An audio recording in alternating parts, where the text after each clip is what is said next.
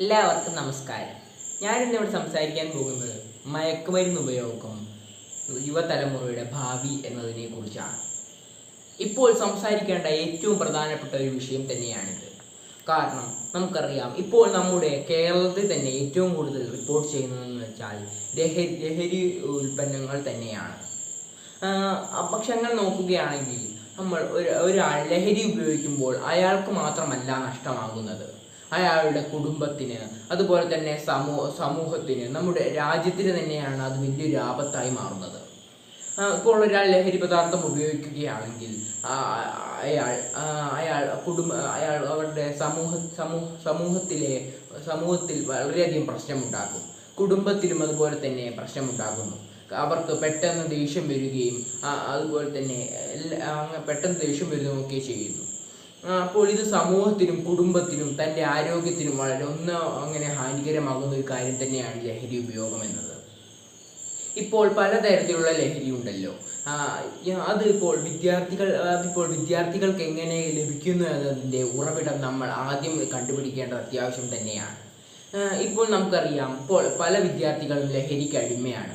അതിൻ്റെ പ്രധാനപ്പെട്ട കാരണമെന്ന് പറയുമ്പോൾ സ്കൂളിന് അടുത്തുള്ള കടകളിൽ നിന്ന് അവർക്ക് ലഭിക്കുന്നു എന്നതാണ് പ്രധാന കാരണമെന്ന് പറയുമ്പോൾ.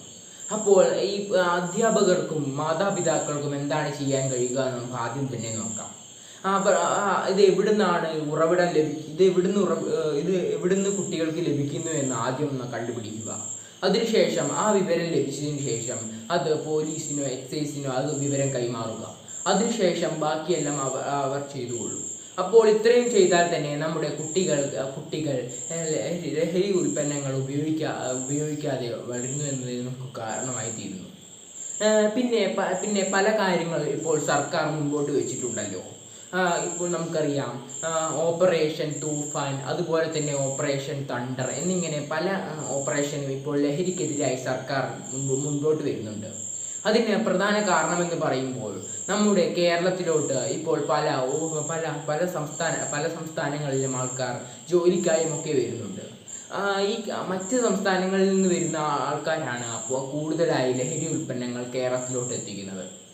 അപ്പോൾ അവരാണ് നമ്മുടെ കേരളത്തിലെ ജനങ്ങൾക്കും കേരളത്തിലെ യുവാക്കൾക്കും അത് കൈമാറുന്നത്. അപ്പോൾ അവർ കൊണ്ടുവരുന്നത് നശിപ്പിക്കുകയാണെങ്കിൽ നമ്മുടെ കേരളം ലഹരി വിമുക്ത നവകേരളമായി മാറും എന്നതാണ് സർക്കാരിൻ്റെ ലക്ഷ്യം. അതിൻ്റെ ഭാഗമായിട്ടാണ് ഓപ്പറേഷൻ തണ്ടർ എന്നത് കൊണ്ടുവന്നിരിക്കുന്നത്. അതെന്ന് പറയുമ്പോൾ ഈ പുറ സംസ്ഥാനക്കാർ താമസിക്കുന്ന ഇടങ്ങളിലും അവർക്ക് വിൽക്കുന്ന ഇടങ്ങളിലുമൊക്കെ പോയി പരിശോധിച്ച് ലഹരി ഉൽപ്പന്നങ്ങൾ കണ്ടുപിടിക്കുക എന്നതാണ് ഇതിൻ്റെ പ്രധാന ലക്ഷ്യം. അതിൻ്റെ കാര്യമെന്ന് പറയുമ്പോൾ മിന്നൽ പരിശോധന എന്നാണ്.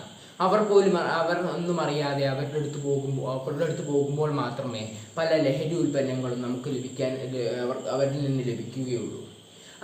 അത് ഏറ്റവും കൂടുതൽ നമ്മുടെ കേരളത്തിൽ ഏറ്റവും കൂടുതൽ ലഹരി ഉൽപ്പന്നങ്ങൾ റിപ്പോർട്ട് ചെയ്തിരിക്കുന്നത് പെരുമ്പാവൂർ എന്ന സ്ഥലത്താണ്. അവിടെയാണ് നമ്മുടെ കേരളത്തിലെ ഏറ്റവും കൂടുതൽ പുറം സംസ്ഥാനങ്ങളിൽ വന്നവർ താമസിക്കുന്ന ഇടം. അവിടെ നിന്ന് 100 കിലോ അടുത്തോളം ലഹരി ഉൽപ്പന്നങ്ങളാണ് ഈ ഇടയ്ക്ക് കണ്ടുകിട്ടിയിരിക്കുന്നത്.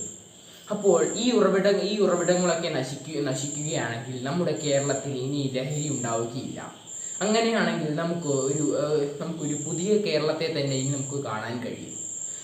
ഇത് പിന്നെ വേറൊരു കാര്യമുണ്ട്. നമ്മുടെ സർക്കാർ തന്നെ പുറത്തിറക്കിയ ഒന്നാണ് വിമുക്തി എന്ന പദ്ധതി. അത് ബോധവൽക്കരിച്ചു കൊടുക്കുന്ന ഒരു പദ്ധതിയാണ്.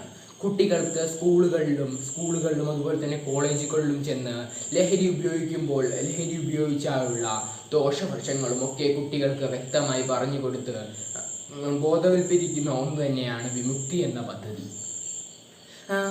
ഈ ലഹരി ഉൽപ്പന്നങ്ങൾ ഉപയോഗിക്കുമ്പോൾ എന്താണെന്ന് നമുക്ക് നോക്കാം. പല ലഹരി ഉൽപ്പന്നങ്ങളും ഉണ്ടല്ലോ. ഇപ്പോൾ സിഗരറ്റ്, MDMA, കഞ്ചാവ്, അങ്ങനെ പല ലഹരി ഉൽപ്പന്നങ്ങളുമുണ്ട്. ഇപ്പോൾ നമ്മളൊരു ലഹരി ഉൽപ്പന്നം ഉപയോഗിച്ചാൽ ആദ്യ ദിവസം തന്നെ നമുക്ക് വളരെയധികം സന്തോഷമായിട്ടായിരിക്കും തോന്നുക. സന്തോഷമായിരിക്കും.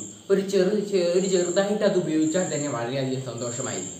പിന്നീട് അത് രണ്ടാമത്തെ ദിവസം ഉപയോഗിക്കുമ്പോൾ ആ ചെറിയ സാധനത്തിന് അത്ര സന്തോഷം നമുക്ക് ലഭിക്കുകയില്ല. അപ്പോൾ നമുക്ക് കൂടുതൽ ഉപയോഗിക്കാൻ തോന്നുന്നു. അങ്ങനെ അത്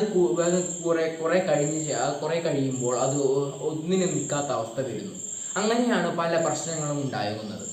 ഇപ്പോൾ നമ്മുടെ ഇടയിൽ തന്നെ നമുക്ക് കാണാൻ കഴിയും, ഒന്ന് തമാശയ്ക്ക് വേണ്ടി തുടങ്ങുന്നവരാണ് ഇപ്പോൾ അതിന് അഡിക്റ്റായിട്ട് പോകുന്നത്. അപ്പോൾ നമ്മളൊരു കാര്യം ആലോചിക്കണം, ഈ ഉൽപ്പന്നം തമാശയ്ക്ക് പോലും ഉപയോഗിക്കാൻ പാടില്ല. അത് ഉപയോഗിക്കുന്ന ആരെങ്കിലും കാണുകയാണെങ്കിൽ അത് കൃത്യമായി പാരൻസിന്, അതുപോലെ തന്നെ അധ്യാപകർക്കും, അതുപോലെ തന്നെ ഉദ്യോഗസ്ഥന്മാർക്കും ആ വിവരം അറിയിക്കേണ്ടതാണ്. ഇപ്പോൾ അത് തടയുകയാണെങ്കിൽ അവരുടെ ജീവിതം തന്നെയായിരിക്കും നമ്മൾ രക്ഷിക്കുക. അല്ല എങ്കിൽ കുറെ കഴിഞ്ഞ് നമ്മൾ പറയാതിരിക്കുകയാണെങ്കിൽ അവരുടെ ജീവിതമാണ് നഷ്ടപ്പെടുന്നത്. പിന്നെയുള്ള കാര്യമെന്ന് പറയുമ്പോൾ ഈ ലഹരി ഉൽപ്പന്നങ്ങൾ നമ്മുടെ കേരളത്തിൽ നിന്ന് ഇല്ലാതാക്കാൻ സർക്കാർ മാത്രം പരിശ്രമിച്ചാൽ പോരാ. നമ്മൾ വിദ്യാർത്ഥികളും അധ്യാപകരും രക്ഷിതാക്കളും കൂടെ പരിശ്രമിച്ചാൽ മാത്രമേ നമുക്കൊരു ലഹരി വിമുക്ത നവകേരളത്തെ സൃഷ്ടിക്കാൻ കഴിയുകയുള്ളൂ. അപ്പോൾ നമ്മൾ എല്ലാവരും ഒത്തൊടുങ്ങി പരിശ്രമിക്കുകയാണെങ്കിൽ നമുക്ക് ലഹരി വിമുക്ത നവകേരളം സൃഷ്ടിച്ചെടുക്കാൻ കഴിയും. അപ്പോൾ ഇത്രയും പറഞ്ഞുകൊണ്ട് ഞാൻ എൻ്റെ പ്രസംഗം നിർത്തുന്നു. നന്ദി.